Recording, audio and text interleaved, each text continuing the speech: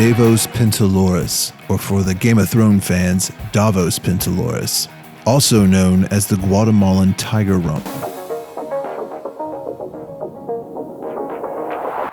This is a New World terrestrial tarantula and an opportunistic burrower. This species comes from southern Mexico and Guatemala, which is a warm and temperate area with temperatures rarely going above 82 degrees Fahrenheit.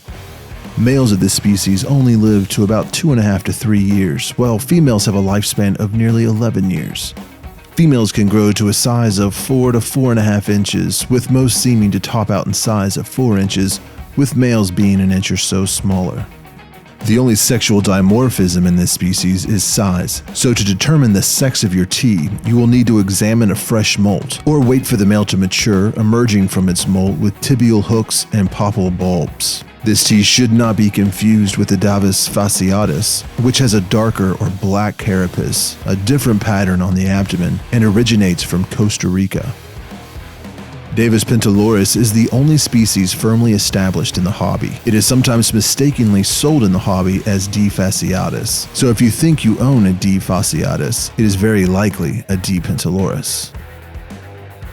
This species is known to be docile, but can be skittish at times. Being a New World tarantula, this tea does not have medically significant venom, but does have urticating hairs, which can be uncomfortable if the urticating setae gets on your skin and can cause serious problems if they were to get in your eyes, nose, or mouth. Mine has never shown me a threat pose or even kicked hairs at me, though it is nearly bolted from its enclosure when startled by me dropping prey on its web or when it is time to rehouse. This tea has an amazing feeding response, and mine spends most of its time out on display. I keep these teas like most New World terrestrials in an enclosure that has more width than height.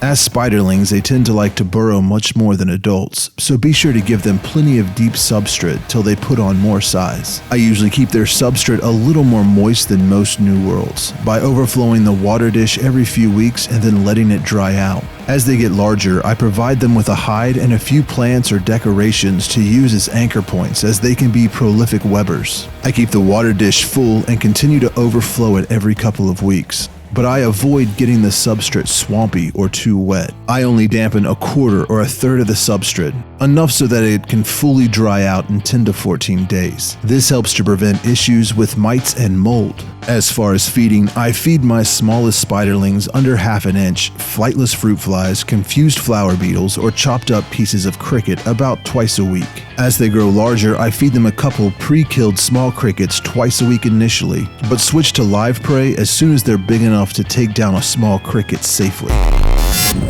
Juveniles, I will feed 1 or 2 medium crickets a week, not much larger than the size of the tarantula's abdomen. And as adults, I feed 3 or 4 large crickets or mealworms every other week, depending on the size of the abdomen.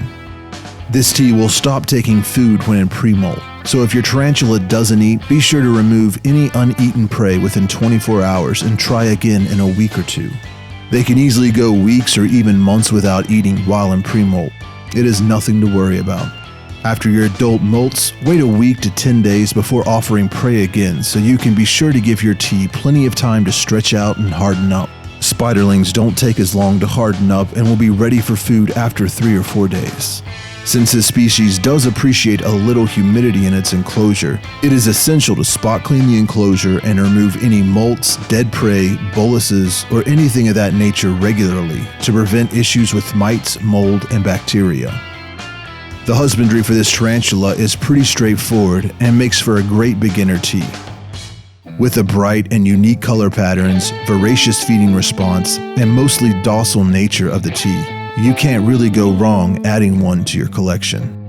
I do not handle my Davus pentaloris personally, as they can be flighty and bolt suddenly, but that is more for the tarantula's safety than my own. Such a beautiful and underrated species. You don't see a whole lot of care videos or unboxing or feeding videos featuring the Davus pentaloris. I think that's due in part to its size. It's technically not small enough to be a dwarf species, but it's definitely not as large as those bird eaters. I got mine from Fear Not Tarantulas a few years ago, and I've really enjoyed taking pictures and just observing it and watching it web. They're quick, so I'm not sure if they're best for a beginner, but they're, definitely intermediate level. This is one of my favorite tarantulas to show off when I bring people over to check out the place. Well, that's about it for this episode of Tarantula Tuesday. If there's any species you want to see me cover in the future, please be sure to leave those suggestions down below. And if there are suggestions for other types of videos I should do, leave those in the comments as well. I make sure to read all of them. You can always join the ongoing conversation we have in our Facebook group. We've also got discounts, giveaways, and contests constantly happening. And check out all of the stickers, pins, and shirts and other merch that we've got available for the Tarantula Collective. Follow us on Instagram and Twitter if you really want to be caught in the web. And don't forget to like and subscribe if you found this informative. It really helps future keepers find this information further on down the line. All right, critters, well, I'm going to get out of here. I will see you next Tuesday.